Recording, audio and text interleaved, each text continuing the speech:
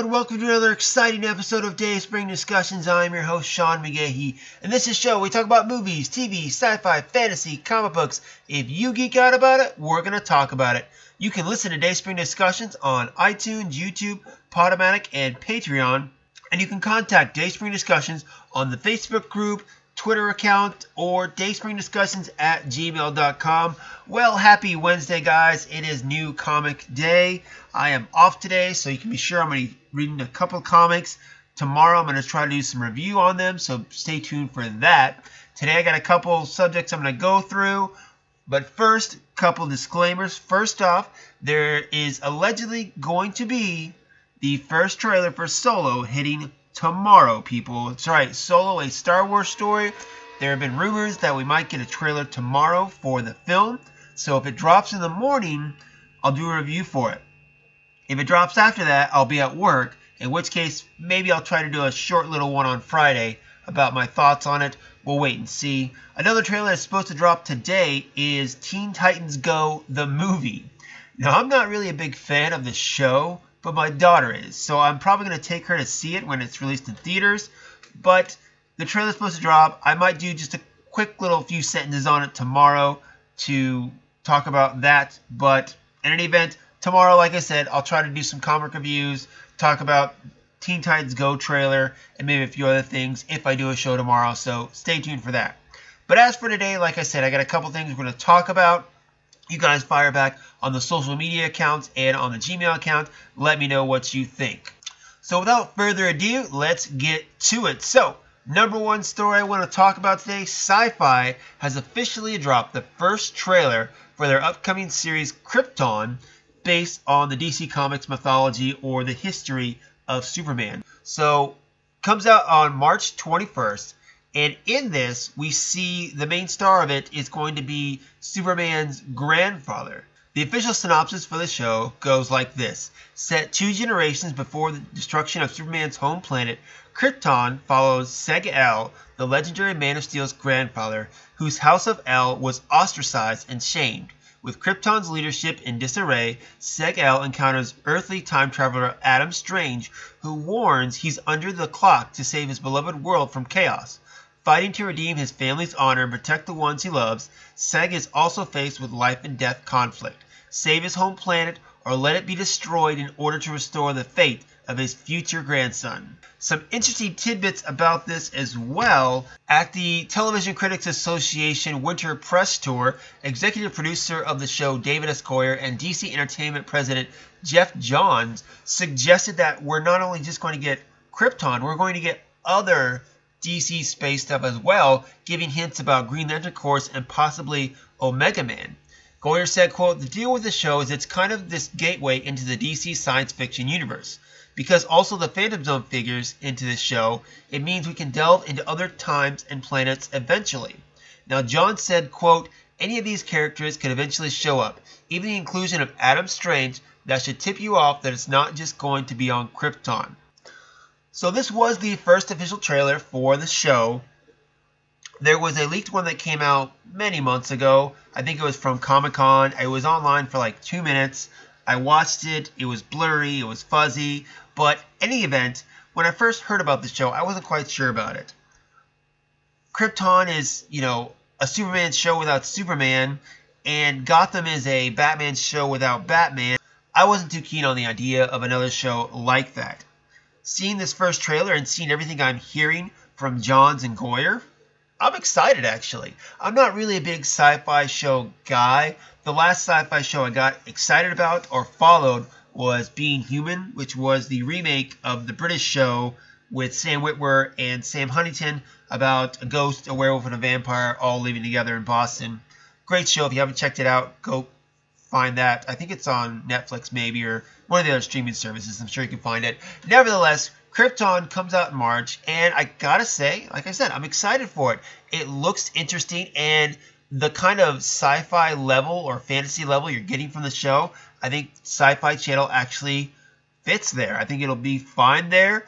I'm not sure how it'll go. This trailer was loaded with the Superman shield or the House of El shield. Really wanted to get it out there, but hey, this is Superman involved. I'd really like to see some other like Krypton stuff happen. Like, of course, they mentioned Phantom Zone. Let's get one of Zod's ancestors in there. And of course, it's really interesting, I think, the premise of the show. First off, you have Adam Strange coming in to warn Seg about Krypton's destruction. But without Krypton's destruction, Superman would never grow up to be the universe's greatest hero. So it's kind of Seg's like, yeah, he's got to, save the planet just to let it be destroyed. And I'm sure there's a different moral quandary in there about why should he do this if, it's all going to be destroyed. But really, the destruction of Krypton is a good thing for the galaxy because of Superman. It's a very interesting little emotional choice that I think Sega's going to have to take, and I am interested to see where it goes. But in any event, this first trailer I think looks really cool. Of course, I'm a Superman fan, so I'm excited for it, and I'm sure there's some people who are going to, call me biased because I don't like Gotham, but I think Krypton looks good. Whatever. Go ahead and say it. That's fine. But in any event, it's that right kind of sci-fi that I think fits for SyFy channel. And I'm interested to see what they do. I would love to see some Green Lantern on there. You don't have to do a lot of power stuff. Green Lanterns, like I said, they're policemen, okay? And policemen, despite what some people think, don't always pull out their guns, okay? A lot of times they're peacekeepers, kind of like Jedi Knights too in Star Wars. So if a Green Lantern could just fly in, do some talking, and then fly out, I geek out, definitely. Adam Strange, we don't know how much of the show he's going to be in, but we'll have to wait and see. But any event, go check out the trailer online for Krypton if you haven't already. Fire back, let me know what you think, because I think it looks cool. Alright, next up, guys, looks like Fox is looking to develop a standalone Kitty Pryde film. Kitty Pryde, best known in the X-Men universe as Shadowcat. She was played by Ellen Page in X3 X-Men United and X-Men Days of Future Past. So it looks like Deadpool director Tim Miller is trying to get this project off the ground. There's no writer or directors or anything like that. It's just an idea he has that he's hoping will come to fruition, although we're not quite sure yet with the Disney Fox deal. So, for those of you who don't know, yes, Disney has bought 20th Century Fox's movie division. That means they get the rights to Fantastic Four and X-Men and all that. But we still have a lot of legal stuff to go through to where there is a chance, a small chance probably, but a chance that this deal still doesn't actually go through. It's going to be at least another year before it becomes official, and then only then can they actually do stuff with it. So it's going to be at least 2020 before I think we see the incorporation of the Fantastic Four and the X-Men into the Marvel Cinematic Universe or whatever Marvel Studios decides to do with them. So for those of you not familiar with the character, a staple of the X-Men team, she even led her own team, Excalibur, and in recent years, she's hung around the Guardians of the Galaxy, acting as Star-Lord's replacement in the Guardians of the Galaxy comic book, and also his girlfriend. Right now, she's leading X-Men's Gold Team and is managing the Xavier Institute for Mutant Education and Outreach. And I like Kitty Pryde. She's a great character.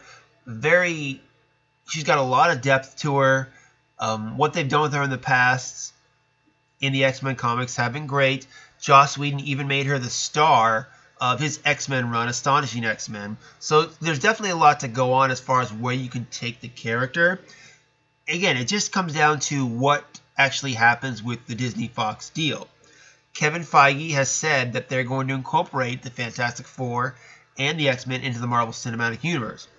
I'm on the side to where I really want the X-Men to stay the X-Men. And by that I mean, let's keep Sophie Turner as Jean Grey. Let's keep James McAvoy as Professor X. Let's keep Michael Fassbender as Magneto. There are several ways you can just incorporate them into the already existing universe. And like I said, the Infinity War or Infinity Stones are a perfect time to do that. Say at Avengers 4, which I'm sure they've already done shooting, but it's very easy to take the Reality Stone, do something with that, and when reality snaps back, mutants are already in the world or have been in the world. It's pretty simple. I mean, from a guy who reads comic books and likes sci-fi and fantasy, it seems simple to me. To the average moviegoer, I'm not sure how much they'll buy it. In any event, I like what the X-Men movies are doing. I like Logan, I like Deadpool, I like Days of Future Past, I like Apocalypse. I'm very excited for what's to come with Phoenix, or Dark Phoenix, and New Mutants, and Deadpool 2, all that stuff. I'm really loving what's going on right now, X-Men movie-wise, and also TV-wise. I like Legion, and I like The Gifted. So, I would much rather them keep it the same. With that being said, if they did continue this, of course I want to see Ellen Page come back. But would I be heartbroken if she didn't and they cast another actress? As long as it's a fine actress, does a fine job of the role, that's fine. But if this film does go through, I'm fine with it. I trust Tim Miller and what he does, so I'm sure they'll come up with the right storyline for her, because she does have a great sordid past. Kitty Pryde, she's one of the younger members of the X-Men, or was at least. And then also she's been trained in the ways of a ninja by Wolverine. Not to mention her on-again, off-again romance with Colossus. So, if you do throw Kitty Pryde in there, we already have Colossus, who's featured in the Deadpool movies.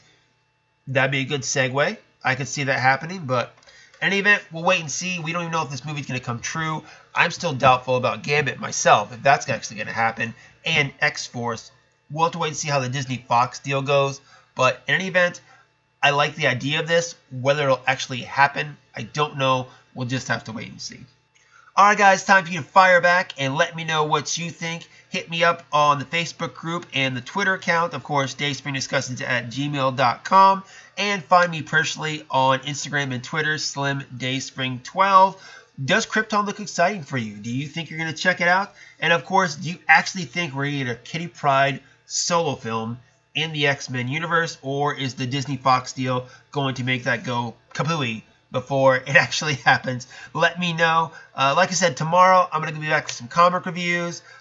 Teen Titans Go trailer is supposed to come out today, so I'll review that. And if there is a solo trailer that comes out in the morning, I'll try to fit that in. Well, that's going to be it for me today, guys. Until next time, may the Force be with us all.